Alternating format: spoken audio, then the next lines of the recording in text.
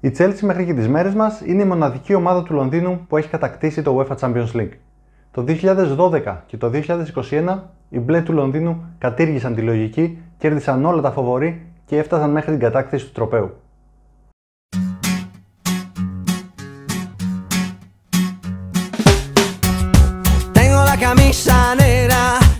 Η Chelsea αναζητούσε για χρόνια την καταξίωση εντός και εκτός Αγγλίας. Οι κατακτήσεις του κυπέλλου κυπελούχων του 1971 και του 1998 ήταν τα πιο λαμπρά αστέρια στην ιστορία της. Μετά από μια εξαιρετική πορεία στο UEFA Champions League του 2008, η Chelsea έφτασε μέχρι και τον τελικό κόντρα στη Manchester United.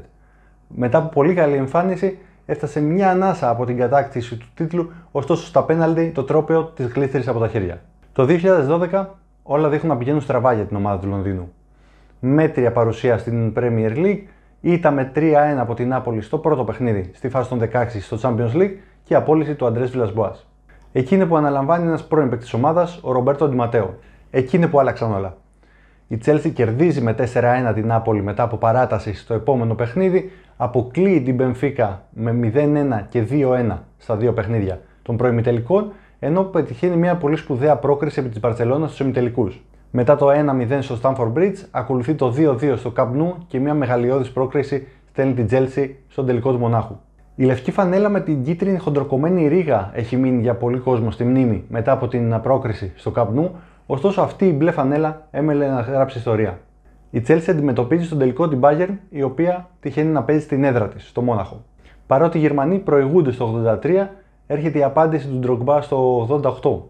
Είναι η βραδιά του Didier Drogba, ο οποίος αφού ισοφάρισε στο 88 πετυχαίνει το τελευταίο και καθοριστικό πέναλτι που στέλνει την Chelsea στην κορυφή. Η Adidas κατασκεύασε μια όμορφη φανέλα με λεπτές διακριτικές μπλε ρίγες και λιγοστό λευκό σε διάφορα σημεία της φανέλας. Επιπλέον, οι παίκτες είχαν τη δυνατότητα να διαλέξουν αν θα φορέσουν την Formotion έκδοση ή την έκδοση Tech Fit, η οποία ήταν ιδιαίτερα στενή και κολλητή.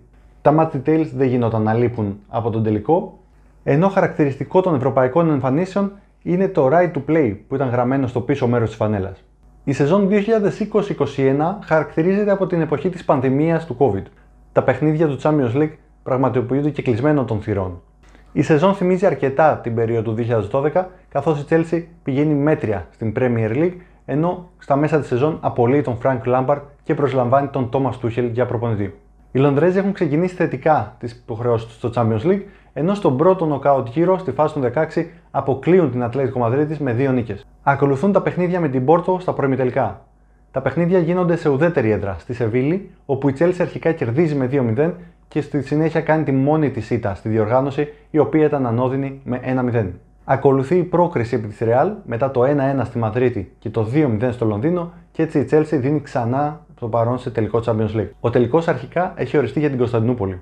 Ωστόσο, η πανδημία δεν επιτρέπει κάτι τέτοιο να γίνει πραγματικότητα και ο τελικός μεταφέρεται στο Πόρτο. Εκεί, με την παρουσία 14.100 φιλάθλων των δύο ομάδων, της Chelsea και της Manchester City, για πρώτη φορά μετά την πανδημία, η Chelsea κατακτά το δεύτερο της τρόπαιο με τον γκολ του Havertz. Αυτή τη φορά είναι η Nike που δίνει την Chelsea. Μια φανέλα απόλυτα μπλε με λίγες μαύρες λεπτομέρειες και ιδιαίτερα minimal. Τα match details ως συνήθως δίνουν το παρόν, ωστόσο αυτή τη φορά είναι τυπωμένα και όχι ραμμένα, και φυσικά στο μανίκι υπάρχει το σήμα του Champions League. Πέρα από τη διαφορετική γραμματοσυρά, υπάρχει βεβαίως στο πίσω μέρος και το σήμα της International Plan, ένας χορηγός που χρησιμοποιήθηκε στην Chelsea μόνο για τους ευρωπαϊκούς αγώνες και τους αγώνες των κυπέλλων Αγγλίας. Οι Λονδρέζοι έγραψαν ιστορία τόσο με την Adidas όσο και με την Nike. Ποια φανέλα όμως είναι αυτή που ξυπνάει μεγαλύτερες και πιο έντονες αναμνήσεις?